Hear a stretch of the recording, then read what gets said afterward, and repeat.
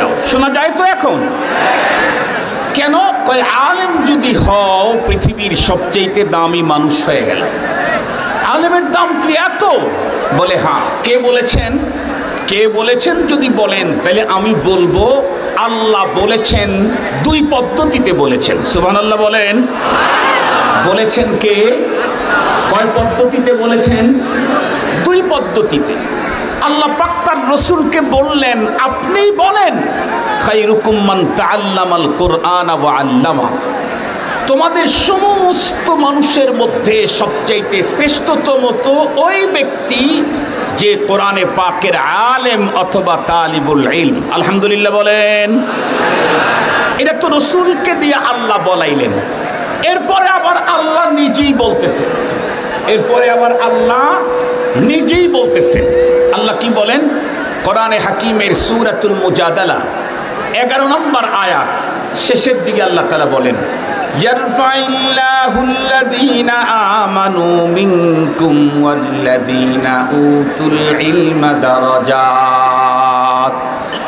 এই পৃথিবীর মানুষ, এই পৃথিবীতে যত কোটি লক্ষ মানুষ তোমরা দেখো, যেমন ধরে নেন আজকের পৃথিবীতে তামাম দুনিয়াতে মানুষের সংখ্যা হলো 800 কোটি। এর ভিতরে বন্ধুরা আমার ইমানদারের সংখ্যা হলো শুধুমাত্র কেবলমাত্র বন্ধুরা আমার 200 কোটি। তার মানে 1/4, 4 ভাগের 1 ভাগ হলো মুসলমান। আল্লাহ পাকের কোরআনে আল্লাহ বলেন সমস্ত মানুষের মধ্যে মর্যাদার দিক থেকে উন্নত বন্ধুরা আমার কারা? আল্লাহ বলেন যারা ঈমান এনেছে তারা। আল্লাহু আকবার বলেন। ঈমানদারের মর্যাদা কি পরিমাণে?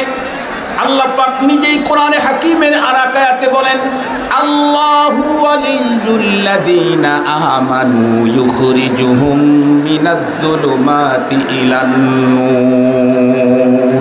আল্লাহ বলেন এই পৃথিবীর ঈমানদার যারা, আমি আল্লাহই তাদের গার্ডিয়ান। আল্লাহু আকবার। রব যদি আমার গার্ডিয়ান হন তাহলে তো পৃথিবীর অন্য কেউ আমাকে কোনোই ক্ষতি করতে পারবে না। আপনাদেরকে বুঝবার জন্য বিগত বাংলাদেশের এই দ্বিতীয় স্বাধীনতার আগের একটা মেসেজ আপনাদেরকে বলি। আপনাদের মনে পড়ে মনে হয় বাংলাদেশের একজন বিগত সময়ের একজন নেতা ছিল। সেই নেতা নাকি এখন আমাদের দেশে নাই। উনি প্রতি রাত্রে তাহাজ্জুদের নামাজ পড়তেন 60 থেকে 70 রাকাত।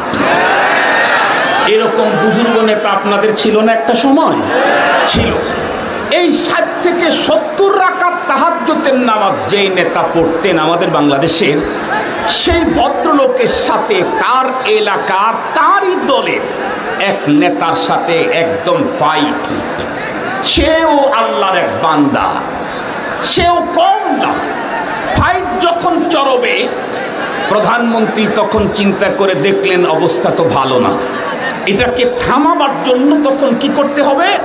উনি একটা ছোট্ট বক্তব্য দিলেন। কি বললেন? অমুক পরিবারের গার্ডিয়ান আমি নিজেই, অমুক পরিবারকে আমি দেখব। এই কথাটা বলার সাথে সাথে আর একটা গ্রুপ যেটা ছিল এটা সঙ্গে সঙ্গে স্তব্ধ হয়ে গেল। কেন স্তব্ধ হয়ে গেল? শোনা যায় না?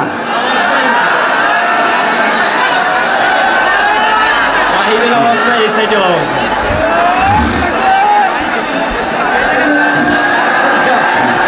বলেন এই মাইকটা, এদিকের মাইকগুলো